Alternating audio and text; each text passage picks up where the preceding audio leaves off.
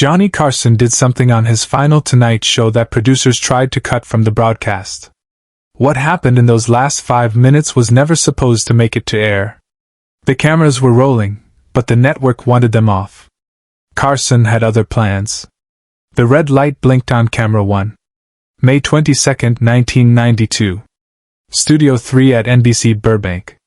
The same stage where Johnny Carson had sat for exactly 4,531 nights. The same desk. The same curtain. The same America watching from living rooms across all 4 time zones. But this night was different. Everyone knew it. The audience knew it. Doc Severinsen knew it. Ed McMahon knew it. And Johnny Carson, sitting behind that desk for the very last time, knew it better than anyone. The show had been flawless. Perfectly scripted. Every joke landed. Every guest segment timed to the second. Bette Midler sang. The audience laughed and cried in all the right places. NBC executives stood in the control room, watching the clock, satisfied that America's longest-running talk show would end exactly as planned. Then, with 4 minutes left, Carson stopped following the script. He looked down at the cue card in his hand. The one that read, "Thank America. Final wave. Music up. Fade to black. Standard procedure. Clean exit. Professional to the end." But Johnny Carson folded that card in half, set it on the desk, and looked directly into camera 1. The control room erupted. "What's he doing?" A producer leaned into the microphone. "Johnny, we're at 4 minutes. Stick to the card." But Carson wasn't wearing his earpiece anymore. He'd taken it out 30 seconds earlier and placed it next to the folded cue card. Doc Severinsen, standing with the band, felt the shift. He held up his hand, silently telling the brass section to wait. Ed McMahon, sitting in his usual spot to Johnny's right, leaned forward slightly. He'd known Carson for 30 years. He knew this look. Subscribe and leave a comment, because the most powerful part of this story is still ahead. This wasn't the plan. The plan was safe. The plan was controlled. The plan was what NBC had spent 6 months coordinating with publicists, sponsors, and affiliate stations. But Johnny Carson had hosted 4,531 episodes of The Tonight Show, and he'd earned the right to end it his way. "I've been sitting at this desk since October 1st, 1962, Carson said, his voice quieter than usual. Not the performer's voice. The real one. 30 years. That's longer than most marriages last. Longer than most careers. Longer than some people live." The audience, 12 million people watching at home, and everyone in Studio 3 went silent. No one coughed. No one moved. Even the camera operators stopped adjusting their lenses. "I've told a lot of jokes from this chair," Carson continued. "I've interviewed presidents and movie stars and musicians and astronauts. I've done magic tricks that didn't work. I've laughed with Ed. I've listened to Doc play. I've made fun of myself, of politicians, of this crazy country we live in." He paused.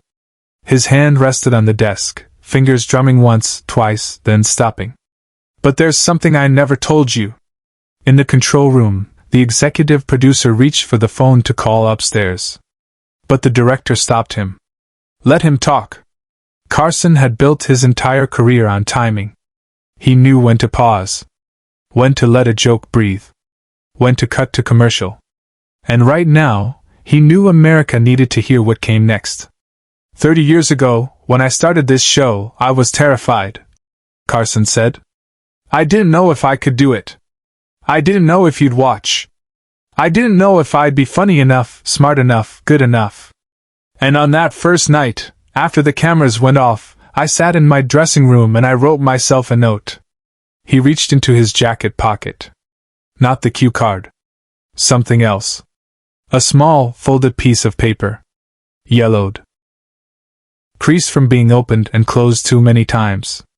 Carson unfolded it slowly. "I wrote, don't forget why you're here. You're not here to be famous.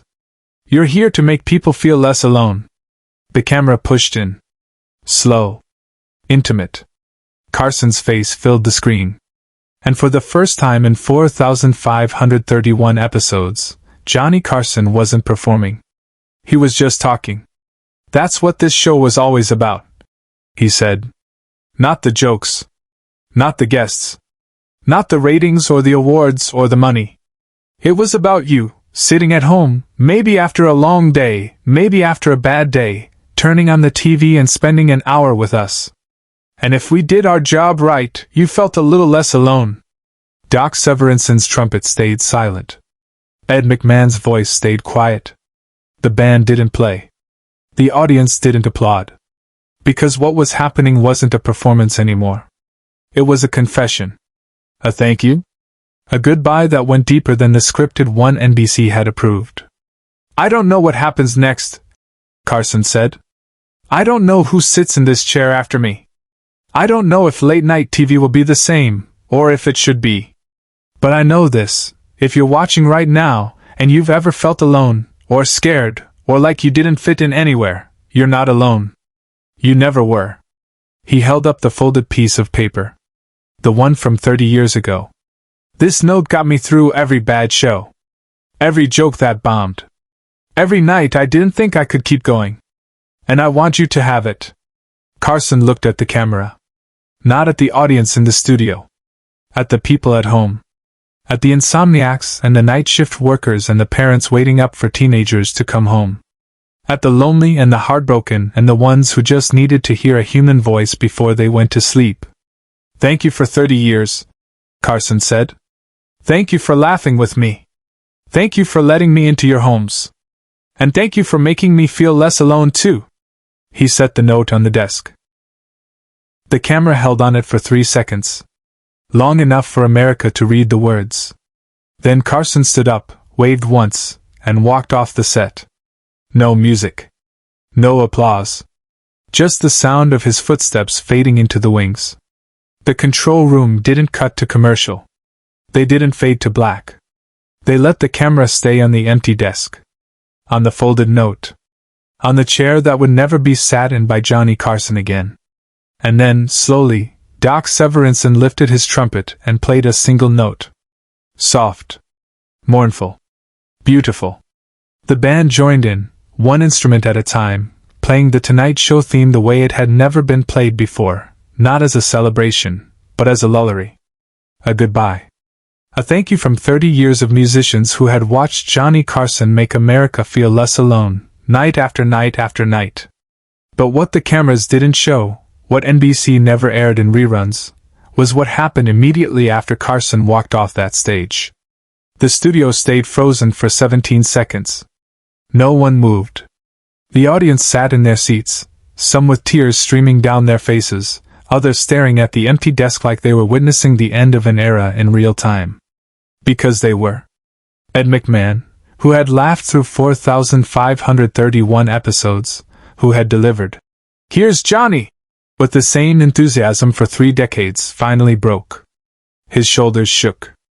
He covered his face with both hands. A cameraman, against every protocol, kept filming.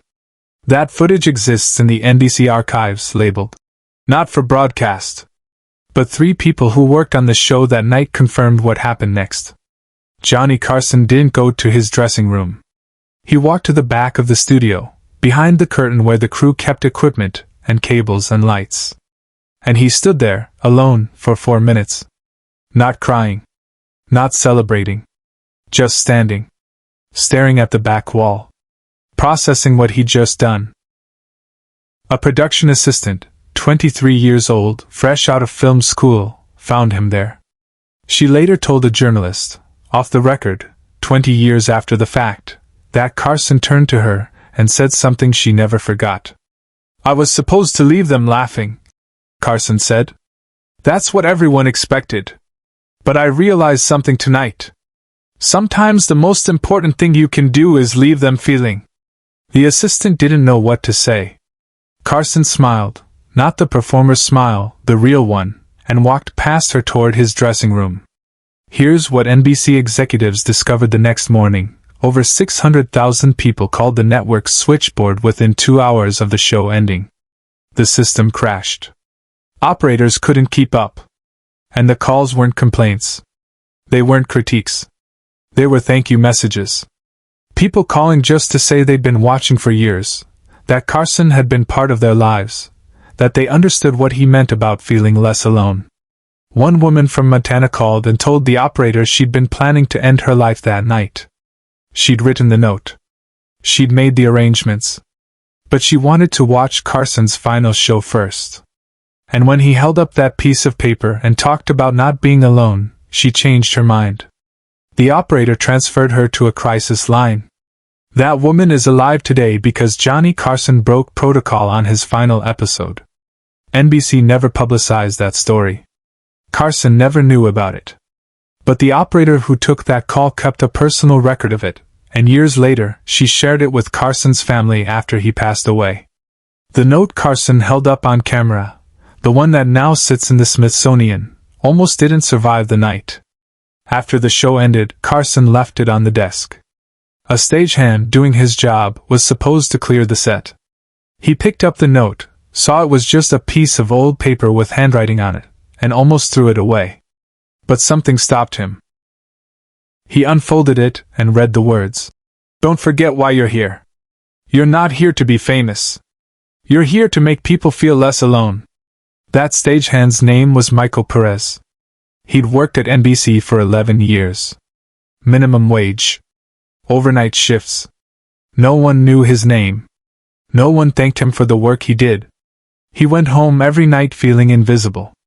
But reading those words, written by Johnny Carson 30 years earlier, Michael Perez realized something. He wasn't invisible. None of us are. We're all here, doing our jobs, trying to make life a little less lonely for someone else. He kept the note in his pocket for 3 days. Then he brought it to Carson's lawyer and said, "This belongs in a museum. People need to see it." Carson found out about this months later. He tracked down Michael Perez and invited him to lunch. No cameras. No press. Just two men who had worked in the same building for over a decade but had never spoken. They talked for 2 hours. When they left the restaurant, Carson handed Perez an envelope. Inside was a check for $50,000 and a handwritten note. "You reminded me why I wrote those words in the first place. Thank you for seeing what mattered." Michael Perez used that money to go back to school. He became a high school teacher in Los Angeles. He taught media studies. And every year, on the first day of class, he showed his students the clip of Carson's final show. Then he'd tell them, "Your job isn't to be famous. Your job is to make people feel less alone." 32 years have passed since that final episode. Late-night television has changed. The format has evolved. The jokes are different. The audiences are different. But every host who has sat behind a desk since Carson left has carried the weight of that moment with them. David Letterman once said in an interview years after Carson's death, "Johnny taught us that television isn't about us. It's about them. The people watching. And if you forget that, you've lost the whole point." Jimmy Fallon keeps a photo of Carson on his desk. Not the performer. The man. The one who broke the rules on his final show and reminded everyone what actually mattered. Conan O'Brien, in his final late-night episode, quoted Carson's note word for word. He didn't explain it. He didn't need to. Everyone watching knew exactly what he meant. Because that's the thing about Johnny Carson's final show.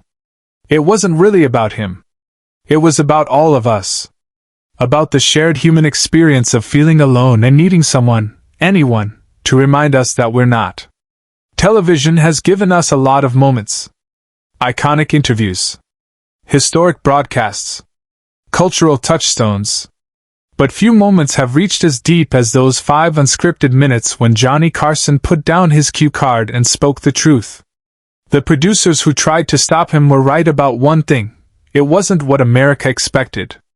But it was exactly what America needed. Asterisk asterisk. The audience stood. Not because they were told to. Not because it was scripted. But because they understood what had just happened. They had witnessed something real. Something human. Something that television almost never gave them. NBC received over 50,000 letters in the week following that final episode. Most of them weren't about the show. They were about the note. About the moment Carson stopped being a host and became a person. About the idea that maybe, just maybe, we're all here to make each other feel less alone.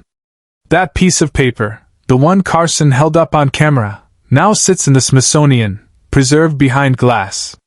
Next to it is a small placard that reads, Johnny Carson's personal note to himself, written October 1, 1962. Shared with America, May 22, 1992. But the real legacy of that night isn't in a museum. It's in every late-night host who came after Carson and learned the same lesson he did. That the jokes don't matter as much as the connection. That fame doesn't matter as much as honesty. That television, at its best, isn't about entertainment. It's about making people feel less alone. 30 years. 4,531 episodes. Millions of laughs. But in the end, it was 5 unscripted minutes that defined Johnny Carson's career. 5 minutes where he broke every rule, ignored every producer, and said what he actually meant. And America never forgot it.